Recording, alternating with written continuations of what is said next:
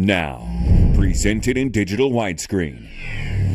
This is HOI-19 News at 10. Accurate, balanced, to the point. Ferguson, Missouri, late tonight, law enforcement firing tear gas as protesters hit the streets after the grand jury decision comes down. Also tonight, a big blow to a local airport and its community as a major airline gets ready to take off to the point of no return. Monday night, those stories, all the news coming up in just a moment, and there is a lot of news, also quite a bit with the weather. Right now, let's check in with Chief Meteorologist Chuck Collins. Chuck? Well, temperatures are staying steady around central Illinois, 31 officially in Peoria. That's been steady all afternoon and evening long, 30 in the Twin Cities, upper 20s around Kewanee and Galesburg, so upper 20s, low 30s around the heart of Illinois. And the wind speeds, though, they continue to be robust out there, anywhere from 6 to about 18, 21 miles an hour sustained, and they'll diminish to 10 to 15 later on tonight and tomorrow. 39 right now in St. Louis, 26 in Chicago. Some milder air out there, not warm, but milder air out to the southwest. Pinwheel of energy, we continue to have these little pinwheels of snow showers through the area tonight in the morning. Should break apart the clouds midday tomorrow. And Futurecast shows us by noontime we should be seeing some sunshine. Clouds don't start returning until Wednesday morning. Then another Clipper-type system comes our way with a rain, maybe a rain-snow mix in here Wednesday. Another shot of colder air for a cold Thanksgiving coming up. And then on the weekend, temperatures warm to the low 50s by Saturday. Cloudy skies tonight, occasional snow showers, diminishing winds out there, 19 to 23, westerly winds at 10 to 15. Wind chills, not too bad. Planning your day tomorrow, well, bundle up once again. We'll be at about 23 in the morning, 29 by noontime, and then 33 tomorrow afternoon. Rain, snow mix, and actually upper 30s, not bad on Wednesday. And then some cold turkey on Thursday. More on that weekend forecast and a big warm-up next week coming your way in a couple of minutes, Eric. All right, Chuck, breaking news right now. No charges against the police officer in Ferguson, Missouri. A grand jury has cleared Darren Wilson in the shooting death of unarmed teen Michael Brown Jr. This is Ferguson not more than a half hour ago, where violent protests have broken out after the decision was announced by the prosecutor. That decision announced about 2 hours ago. Tear gas has been fired by law enforcement to disperse the crowds as officials in both Missouri and Washington, D.C. continue to call for nonviolence. Officer Darren Wilson will not face charges in the shooting death of unarmed teenager Michael Brown. The decision from the grand jury, which pored over evidence and testimony in the case for more than 3 months, was announced today. They determined that no probable cause exists to file any charge against Officer Wilson and returned a no true bill on each of the 5 indictments. Brown died on August 9th after police say he robbed this convenience store. We're taking a stealing in progress. Investigators claimed Officer Darren Wilson was responding when he stopped Brown and his friend who were walking in the street. 21 to 25 or 22. You guys need me? Police told ABC News it quickly escalated, with Brown attacking the officer. His face was swollen, so he'd obviously been hit or punched or something like that. But the Brown family's attorney questioned that claim after this video was released showing Officer Wilson 2 hours after the shooting. I think the lack of injuries on the officer's face demonstrates that they exaggerated his injuries. And witnesses maintained that Brown had his hands up as if to surrender when he was shot. His death leading to protests that were at times violent and sparked a strong response from police. The Missouri National Guard now activated again. Police and local officials saying they are ready to respond to reaction to the grand jury's decision. We're told when Michael Brown's mother learned of the grand jury's decision, she broke down in tears. The family attorney saying they do not feel that justice was served. Marcy Gonzalez, ABC News, Ferguson, Missouri. And a vigil tonight in Peoria. 20 community members gathering for a vigil in honor of Michael Brown. They had a moment of silence and prayed for the Brown family. Other news tonight, forget about those nonstop flights from Bloomington to Denver or Orlando. Frontier Airlines is leaving the Central Illinois Regional Airport. Frontier is going to pull out in April. Bloomington's Mayor Terry Renner says he plans to discuss attracting another airline. He says Frontier leaving is a regional concern. I certainly look forward to working with the airport boards in both Bloomington Normal and in Peoria so that we can do what we can to make sure that our region is well served by efficient and effective air transportation. Renner says he hopes to start talking with local leaders as soon as tomorrow to start finding a replacement for Frontier. Bloomington City Council is looking at new ways to spend a state grant. $750,000 was supposed to go to Central Catholic High School for a new football field, but approval for that was reversed after council members discovered that Ward 9 Alderman Jim Fruin is on the Central Catholic Board. Where the money will go has not yet been decided. In the meantime, there will not be a primary election in the race for an at-large Peoria City Council seat. 2 more candidates added their names to the list today, bringing the total number of candidates to 7. The 5 incumbents, Beth Akeson, Eric Turner, Ryan Spain, Beth Jensen, and Chuck Weaver, they've all filed for re-election. Catherine Coyle and Linda Bolliger round out the field. The election is April 7th. An elderly woman is missing tonight from Morton. 83-year-old Catherine Reardon was last seen yesterday. She was visiting a relative at Normal Nursing Home. Her family became concerned when she didn't report for work this morning at Morton District 709. Ms. Reardon is 5'2". She weighs 140 pounds, has gray hair. She was wearing a black and white jacket with a mint-colored zip-up shirt and dark pants. She was driving a 2002 silver Mercury Sable with the license plate IKEK 49. If you have any information on Catherine Reardon's whereabouts, call the Morton Police. Their number is 266-6666. One man is dead, another seriously injured after a 2-vehicle crash in Knox County happened around 2 this afternoon near the Galesburg exit on 74 West. The sheriff says a small pickup and a car collided. 74 West was forced to be shut down for 4 hours. The victim's name is being withheld pending notification of family. There is no word yet on what caused that crash. And a man is killed when his car crosses the center line and crashes into a semi in McLean County. Happened midday on Route 9 near 122, about 11 miles west of Bloomington. The victim's name has not been released. An autopsy will be performed tomorrow. The death of a man from Dunlap who was hit by a car over the weekend has his family wanting answers tonight. 56-year-old Robert Louis Gilder died Saturday night at Fast Avenue and Park Trail Road in Mackinac. State Police Tazewell County deputies are still investigating what happened, but they are not yet calling this a hit and run. But Gilder's family says that isn't what detectives told them. HOI-19's Catherine Tellez with the latest from the big board. I spoke with Robert Louis Gilder's family about his death, and they say it was a hit and run. The family was in Mackinac to celebrate with a friend. When they didn't see Gilder after about 10 minutes, they went looking for him, never expecting to find him dead in the road. I seen his body on the ground, and I got out of the car, went right to him. I seen that he was run over by a car. Robert Louis Gilder was in Mackinac with his family Saturday night. At some point, he left the house, which his family says is not unusual. He's a walker. He'll walk around the neighborhood. The man was found here on the corner of Park Trail Road and Fast Avenue, and witnesses tell me it appears he had been dragged several hundred feet. But police won't confirm that Gilder was dragged, and they aren't calling this a hit and run. That does not make sense to me, because it was a hit and run. If you hit somebody, you get out the car, and you see that you hit a person, you get out the car and see the person on the ground, but you get back in your car and you leave the scene. That is a hit and run. Now the family wants clear answers. I wish whoever did this would come forward. Whoever hit Robert Louis Gilder could not hurt a fly. And I wish whoever did this would come forward. Gilder's niece told me the detective said a group of teens was in the car that hit Gilder, and after leaving the scene and talking with their parents, they called the police.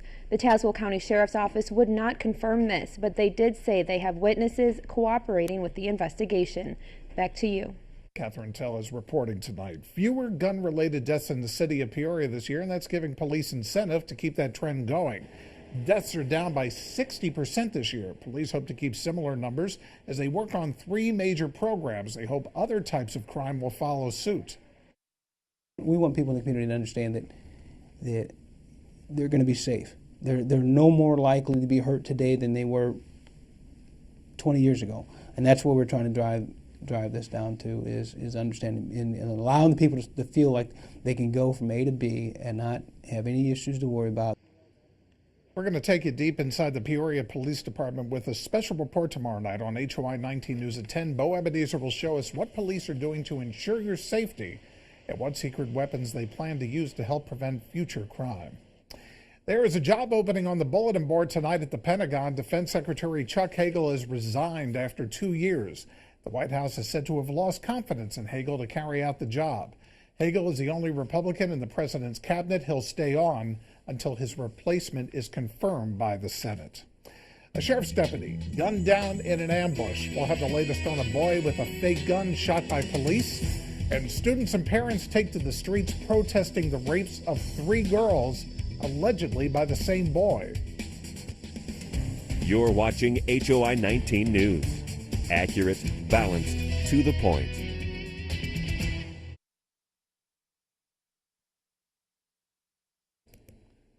This is video live right now from Ferguson, Missouri. Those hopes for peaceful protests seem to be out the window tonight after the grand jury decision not charging Officer Darren Wilson in the shooting death of unarmed teen Michael Brown Jr. As you can see, Ferguson is ablaze tonight. There are protests in Cleveland, Ohio following the shooting of a 12-year-old boy killed by police. Tamir Rice was shot by an officer on Saturday after investigators say he pulled out a fake gun that looked real. Police were responding to a 911 call about someone with a weapon, the caller specifying to police that it was possibly fake. When officers arrived, they told the boy to raise his hands. Instead, he grabbed the airsoft pistol tucked in his waistband. And that's when officers opened fire, shooting and killing the boy. The facsimile weapon in this incident is indistinguishable from a real firearm. But we need to drive home to our kids especially that guns are not toys. Parents need to be aware of that. The mayor of Cleveland, Frank Jackson, says it doesn't matter to him that this happened on the heels of Ferguson. What matters to him is that this happened in his city and to a child. A sheriff's deputy in Tallahassee, Florida, shot and killed. Another is wounded. Investigators say a gunman set fire to his own house as an ambush for first responders. Deputies and firefighters rushed to the scene when they got the call about the fire. And then a man by the home launched an armed ambush attack. The gunman was shot and killed by the police. A man in Minnesota shoots his daughter and then himself in an apparent murder-suicide. The 2 bodies were found in their home after gunshots were reported by neighbors. It is not clear what triggered the situation. 3 other children in the home were taken by protective services. Allegations by 3 girls at an Oklahoma high school that they were raped by the same teenage boy leads to a police investigation as well as protests by students. They say school administrators have mishandled the case and subsequent bullying. Hundreds of students, along with parents and supporters, today filled the street in front of the school to protest what they say was bullying. The district attorney says 2 of the rapes happened off campus, while the 3rd happened at the school. The male student has been suspended. A deadly train accident in Michigan, a 12-year-old boy dead. Witnesses say the boy was walking on the tracks when he was hit by an Amtrak train. None of the 92 people on the train were injured. Another security breach at a major U.S. airport. For the 2nd time in less than a year, someone has gotten onto the tarmac of the San Jose airport in California. Especially since in April, a 15-year-old boy managed to scale a security fence, climb into the wheel well of a passenger jet, and survive a flight to Hawaii. Now the airport is dealing with another security breach.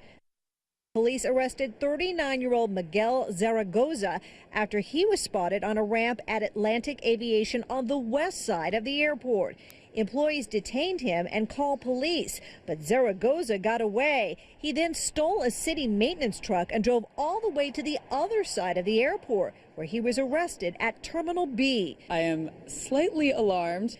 Passengers we talked to say they lack confidence in security here. I feel like those are pretty basic things like keeping track of your fences and everything, so I don't know.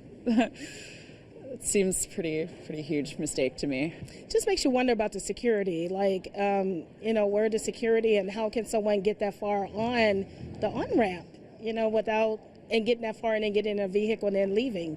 That's pretty scary. Zaragoza has been booked into Santa Clara County Jail on suspicion of possession of a stolen vehicle and trespassing. And that was Marianne Favre reporting. And now another type of airport problem, and it could not have happened during a worse week. a power outage this morning at the Baltimore-Washington International Airport, BWI. The outage led to a logjam of people who were unable to check in and go through security for their flights. And a lot of flights today were canceled and could not be rescheduled until tomorrow. What a nice start to the holiday. Chuck Collins back with possible mess when HOI-19 News comes right back.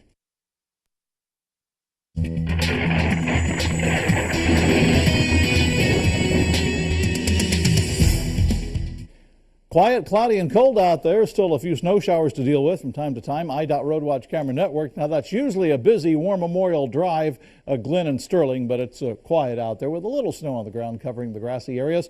Illinois Eye Center cam at the Great Escape. Here's the time lapse. Yeah, a little snow on that camera today. A little wet start to the day. Rain over to snow. We did pick up an inch in Peoria. CSE Software Cam, Civic Center Plaza time lapse from this morning. Pekin Insurance, Pekin Hospital Cam, snow on the lagoon, snow on the pavilion.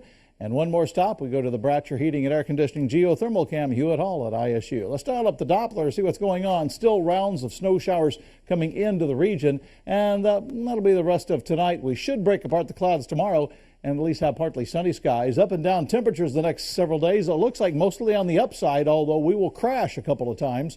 No sustained cold air for day after day after day, and no big snows. Most of the storms appear to be liquid in our future, especially over the next 8 to 14 days. 31 in Peoria, wind chill 21, and westerly winds at 14. And the Twin Cities, you're looking at 30 with a wind chill of 19 and westerly winds at about 16. Area temperatures have been holding all afternoon and evening, upper 20s to the low 30s. 31 is the current temperature in Peoria on the low for the day after 52, but that was at 1 o'clock this morning, so it's a little deceiving. And the wind speeds, boy, they're coming right at us, about 15 miles an hour, anywhere from 15 to 20 sustained. They'll continue 10 to 15 tonight.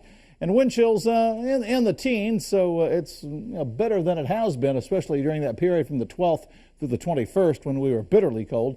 39 in St. Louis, 25 in Chicago. Satellite radar indicates those snow showers going by, nothing of consequence. See the pinwheel in the atmosphere right here.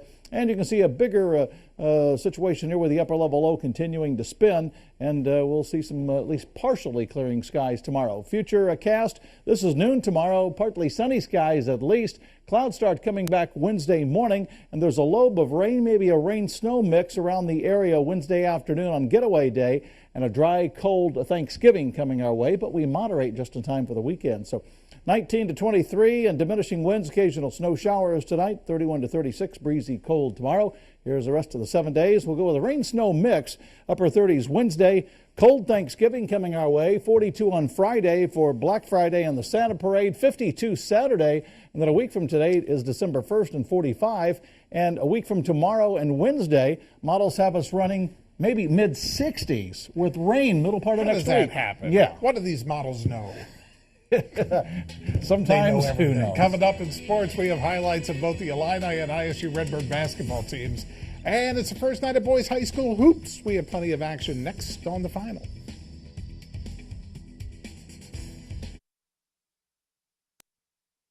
Now, it's Sports Final, presented by Greene Chevrolet of Peoria. Hello, Heart of Illinois. The ISU Redbirds trying to complete a perfect trip to paradise. Illinois State 2-0 at the Paradise Jam, playing Seton Hall in tonight's championship game.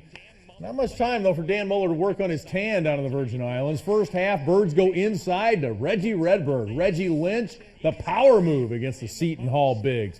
Then the Birds defense like a Rolling Stones album. Sticky fingers, the steal, and then it's ahead to Paris Lee. Lee, the layup ahead of all those Pirates. ISU beats the Seton Hall pressure here. And another run out to Bobby Hunter. He's got 16 so far, and Seton Hall leads this one late in the second half down in the Islands. The Fighting Illini hosting Brown out of the Ivy League. Illinois entered the game averaging over 100 points a game, but the offense struggled throughout the first half. LaRon Black, the freshman, scores inside. Then Malcolm Hill gets a hoop right here to roll, but Illinois down 35-31 at halftime.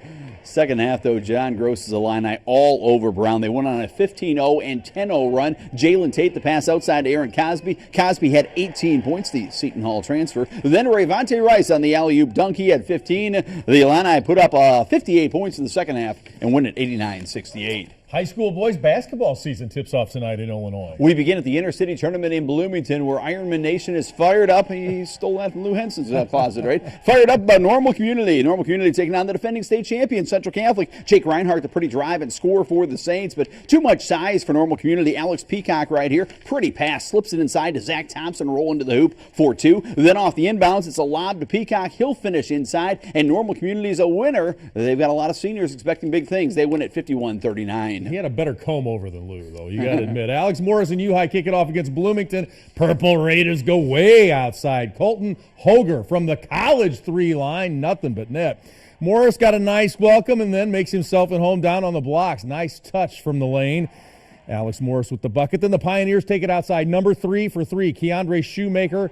And U-High wins it by 3, 64-61 over Bloomington. Potters open up at the Lincoln Tournament. A lot of excitement about Morton's new transfer from Kentucky, A.J. Youngman, and he's practically in Kentucky. Step back 3 for Youngman. He had 15 points for the Potters. Jared Little's going to drive the baseline and score against Muhammad. Pretty drive by Jared. He had 14 points. Then Ryan Altenberger from way outside from the volleyball line. He'll drill a 3. He had 15, but the Potters could not contend with the big guy inside. Christian Romine in the bucket inside on the lob. 73-58. Muhammad's a winner. At the Potter Dome, the Morton Lady Potters hosting Chatham Glenwood. Potters scored 13 straight points in the first. Chandler Ryans opened for 3. She had 19 in this one. Then same spot, different girl, same result. Emma Heisler for 3. She had 17. Later, freshman Josie Becker, the coach's daughter, with a driving hoop. Potters win 72-38. Our grand finale is brought to you by UffdringAutoGroup.com. We're headed back to Indianapolis. What a day yesterday for T.Y. Hilton. He became a father.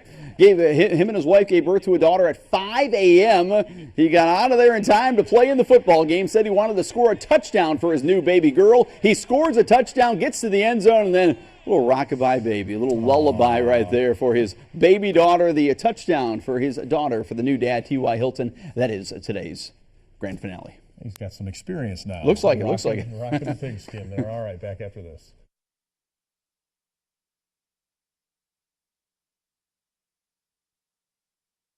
Well, windy and cold, cloudy skies, snow showers off and on tonight. We'll check out 23 as the wake-up call in the morning. We should see some sunshine midday tomorrow. Still cold, 29 at recess time, kids.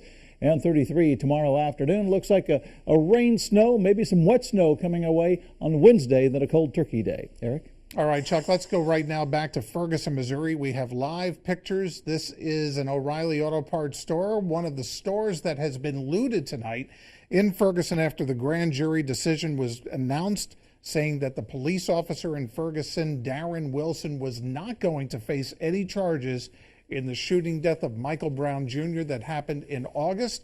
There was a Walgreens that we saw earlier that was also looted. And as much as people were hoping for nonviolent protests, that has not been the case. Tear gas here is being dispersed into some of the crowds, other people setting some fires.